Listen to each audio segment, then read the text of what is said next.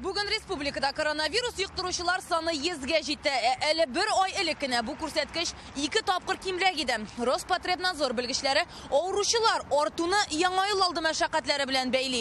Bayramga azirlik, bo'laklar alu turunda o'ylab kishilar bitlik kiyum, qo'llarni yosh yuvi turunda unutadilar.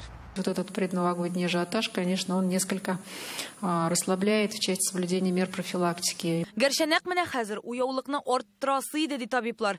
Mağastep Европада коронавирусның яңа штаммы açıklangan. Halbuki Rossiyada ул әлегә теркәлмәгән булса да. Каких-либо необычных новых изменений. Bir nindi de гадәти булмаган үзгәрешләр, мутация, штаммнар açıklanмады. Шуңа куркуыбыз юк. Бездә авиа элемтәләрне ябу турында сүз бармый. Көн үзәгендә коронавируска каршы вакцина, аны ясатуны илнең профилактика прививкалары календарына керттеләр. Татарстанга кайткан 2900 дәнә Спутник V препараты инде хастаханәләрдә. 3300 dozga yakın келергә тиеш Казанга. Бүгенге көндә 2900 доза килде. Ул вакцинация башланды. 200гә якын кешеләр ул вакцинаны алдылар.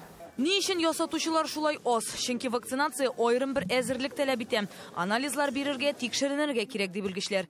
Бүген прививка ясый алган кешеләр исемлегенең зураюы билгеле булды. Моңарча медицина оешмалары хезмәткәрләре, укытучылар, транспорт өлкәсендә эшләүчеләр генә булса, хәзер полиция, энергетиклар, волонтер, хәрбиләр дә ясатала. Хроник авырулары булучылар, әйтик, йөрәк һәм шикәр чиреннән интегүчеләр мондый мөмкинлек ала. Рания Абдрахманова, Илшат Мөхәммәтов, Яңа гасыр каналы.